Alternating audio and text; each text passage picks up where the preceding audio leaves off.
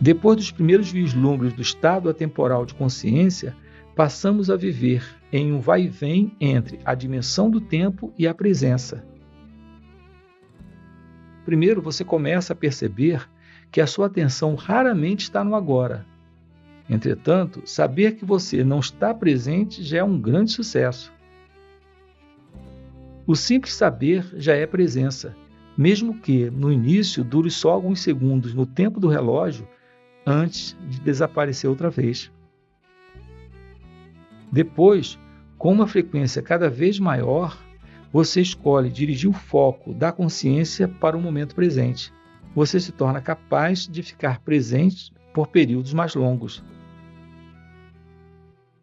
Portanto, antes que sejamos capazes de nos estabelecer com firmeza no estado de presença, oscilamos periodicamente de um lado para o outro, entre a consciência e a inconsciência, entre o estado de presença e o estado de identificação com a mente. Perdemos o agora várias vezes, mas retornamos a ele. Por fim, a presença se torna o estado predominante.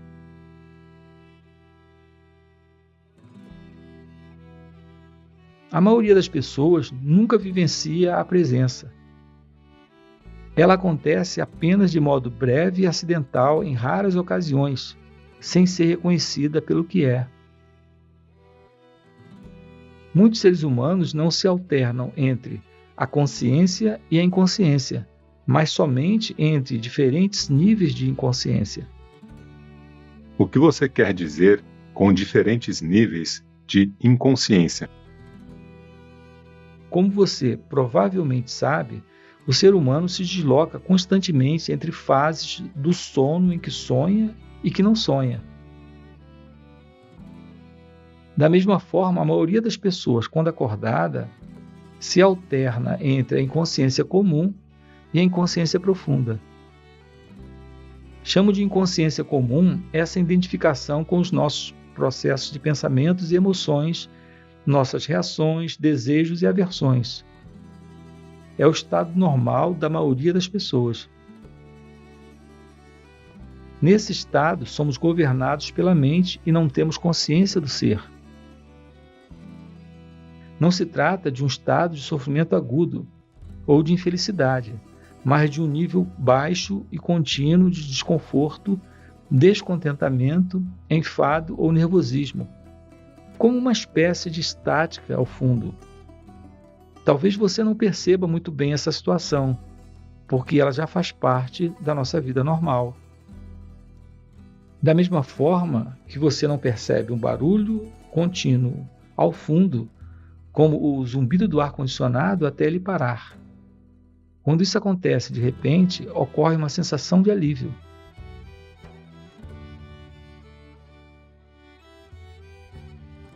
Muitas pessoas usam a bebida, as drogas, o sexo, a comida, o trabalho, a televisão, ou até mesmo o ato de fazer compras como anestésicos, em uma tentativa inconsciente para acabar com esse desconforto básico.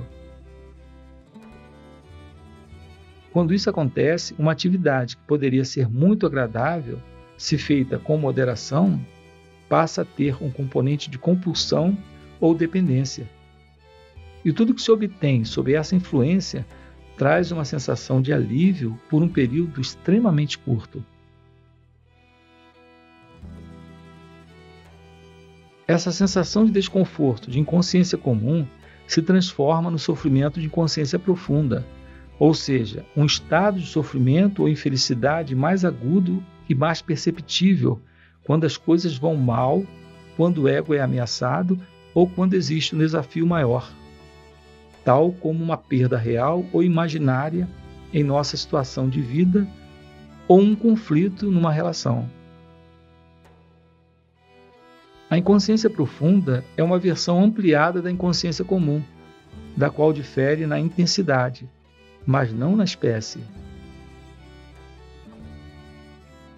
Na inconsciência comum, uma resistência habitual ou uma negação daquilo que é cria um desconforto que a maioria das pessoas aceita como algo normal. Quando essa resistência se intensifica através de algum desafio ou ameaça ao ego, faz aflorar uma negatividade intensa que se manifesta sob a forma de raiva, medo profundo, agressão, depressão, etc. A inconsciência profunda significa com frequência que o sofrimento começou e que você passou a se identificar com ele. A violência física não aconteceria sem o estado de inconsciência profunda. Ela pode explodir com facilidade quando as pessoas geram um campo coletivo de energia negativa. O melhor indicador do nível de consciência é a maneira como você lida com os desafios da vida. É através desses desafios que uma pessoa já inconsciente tende a se tornar mais profundamente inconsciente, e uma pessoa consciente a se tornar mais intensamente consciente. Podemos nos valer de um desafio para nos acordar, ou para permitir que ele nos empurre para um sono ainda mais profundo. O sonho, no nível da inconsciência comum, se transforma então em pesadelo. Se você não consegue estar presente, mesmo em situações normais, como por exemplo quando está sozinho em uma sala, caminhando no campo ou ouvindo alguém, certamente não será capaz de permanecer consciente quando alguma coisa vai mal. Será dominado por uma reação que é sempre, em última análise, alguma forma de medo e empurrado para uma inconsciência profunda. Esses desafios são os seus testes. Só o modo como você lida com eles lhe mostrará onde você está no que se refere ao seu estado de consciência, e não a quantidade de horas que você consegue ficar sentado com os olhos fechados. Portanto, é fundamental colocar mais consciência em sua vida durante as situações comuns, quando tudo está correndo de modo relativamente tranquilo. É assim que se aumenta o poder de presença.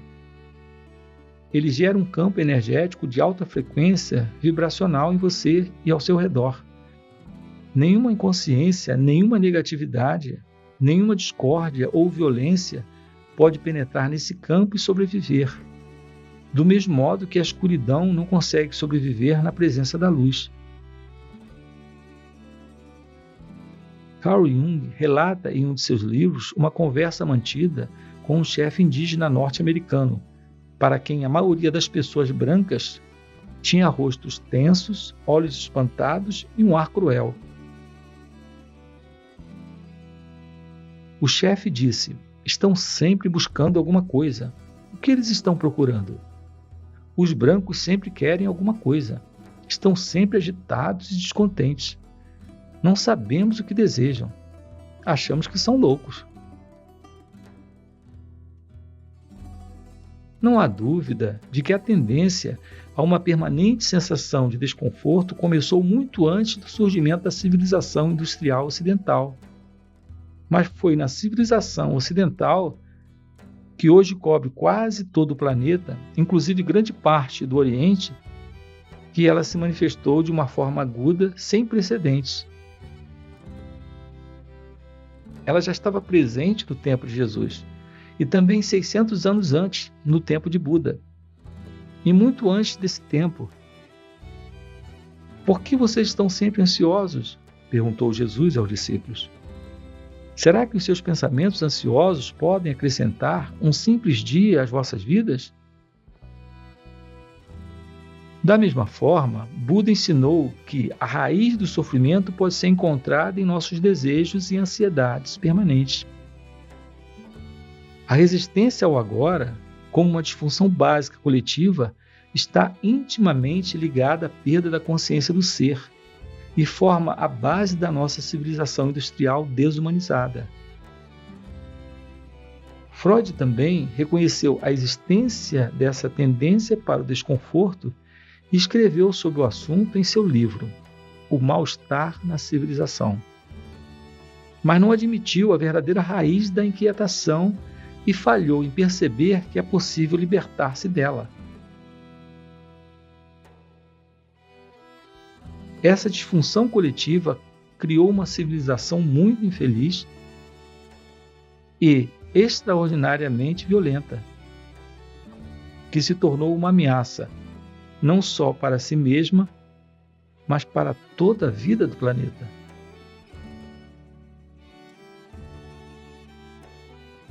Não teremos qualquer dúvida de que o tempo psicológico é uma doença mental se olharmos para suas manifestações coletivas. Elas ocorrem, por exemplo, na forma de ideologias como o comunismo, o nacional-socialismo ou qualquer nacionalismo, ou de sistemas rígidos de crenças religiosas, que atuam na suposição implícita de que o bem maior repousa no futuro e que, portanto, o fim justifica os meios. O fim é uma ideia, um ponto na mente, projetada no futuro, quando a salvação sob a forma de felicidade, satisfação, igualdade, libertação, etc., será alcançada. Muitas vezes os meios para atingir o fim são a escravidão, a tortura e o assassinato de pessoas no presente. Por exemplo, estima-se que cerca de 50 milhões de pessoas foram assassinadas para promover a causa do comunismo e levar a um mundo melhor na Rússia, na China e em outros países. Esse é um exemplo terrível de como uma crença em um paraíso no futuro cria um inferno no presente. Resta alguma dúvida de que o tempo psicológico é uma doença mental séria e perigosa? De que forma esse padrão mental opera em sua vida? Você está sempre tentando chegar a algum outro lugar além daquele onde você está? A maior parte do que você faz é apenas um meio para alcançar um determinado fim? A satisfação está sempre em outro lugar ou restrita a breves prazeres como sexo, comida, bebida e drogas, ou relacionada a uma emoção ou excitação? Você está sempre pensando em vir a ser, adquirir, alcançar, ou em vez disso, está à caça de novas emoções e prazeres? Você acha que quanto mais bens adquirir, uma pessoa se sentirá melhor ou psicologicamente completa? Está à espera de um homem ou de uma mulher que dê um sentido à sua vida? No estado normal de consciência, o poder e o infinito potencial criativo do agora estão completamente encobertos pelo tempo psicológico. Nossa vida perde a vibração, o frescor, o sentido de encantamento. Os velhos padrões de pensamento, emoção, comportamento, reação e desejo são encenados repetidas vezes como roteiro dentro da nossa mente, que nos dá uma identidade, mas distorce ou encobre a realidade do agora. A mente, então, desenvolve uma obsessão pelo futuro, buscando fugir de um presente insatisfatório. Mas acreditar que o futuro será melhor do que o presente nem sempre é uma ilusão. O presente pode ser terrível e as coisas podem melhorar no futuro. E muitas vezes melhoram. O futuro geralmente é uma réplica do passado. É possível haver mudanças superficiais, mas as transformações reais são raras e dependem da possibilidade de estarmos presentes para dissolver o passado, acessando o poder do agora. O que percebemos como futuro é uma parte intrínseca do nosso estado de consciência do momento. Se a nossa mente carrega um grande fardo do passado, vamos sentir isso. O passado se perpetua pela falta de presença. O que dá forma ao futuro é a qualidade da nossa percepção do momento presente. E o futuro, é claro, só pode ser vivenciado como presente. Podemos ganhar 10 milhões de reais, mas esse tipo de mudança é apenas superficial. Vamos simplesmente continuar a representar os mesmos padrões condicionados em ambientes mais luxuosos. Os seres humanos aprenderam a dividir o átomo. Em vez de matar 10 ou 20 pessoas com um porrete de madeira, uma pessoa agora pode matar 1 milhão delas, com um simples toque em um botão. Será que isso é uma mudança real? Se é a qualidade da nossa percepção neste momento que determina o futuro, então o que determina a qualidade da nossa consciência? O nosso grau de presença. Portanto, o único lugar onde pode ocorrer uma mudança verdadeira e onde o passado pode se dissolver é no agora. Toda negatividade é causada pelo acúmulo de tempo psicológico e pela negação do presente. O desconforto, a ansiedade, a tensão, o estresse, a preocupação, todas essas formas de medo são causadas por excesso de futuro e pouca presença.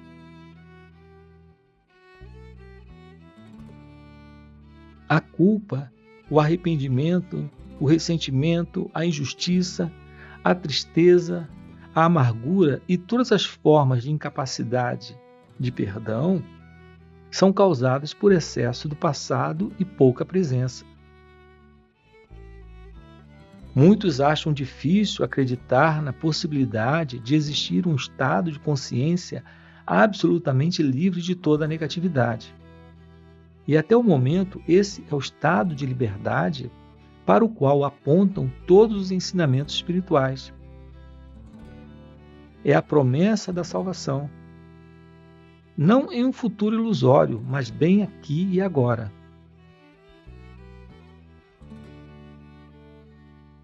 Talvez seja difícil reconhecer que o tempo é a causa do nosso sofrimento ou de nossos problemas. Acreditamos que eles são causados por situações específicas em nossas vidas. E de um ponto de vista convencional, isso é uma verdade. Mas enquanto não lidarmos com a disfunção básica da mente, o apego ao passado e ao futuro e a negação do presente, os problemas apenas mudam de figura.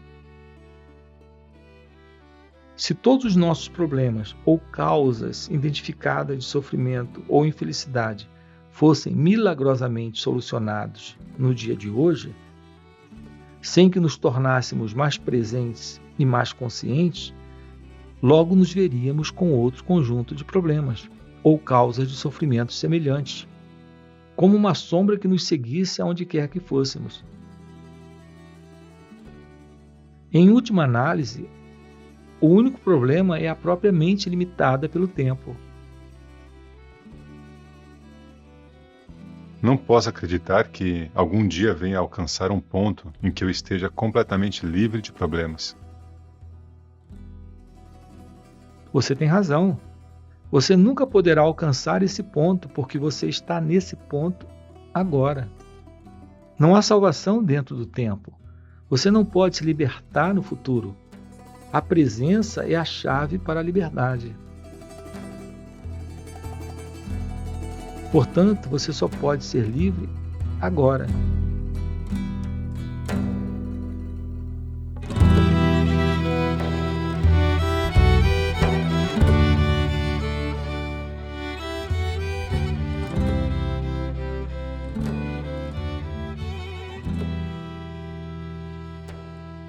Essa é uma expressão muito usada por Eckhart Tolle. Estar no agora. É uma belíssima expressão. Profundamente no agora. Na verdade, esse movimento da mente é sempre do tempo. É sempre do tempo. É sempre do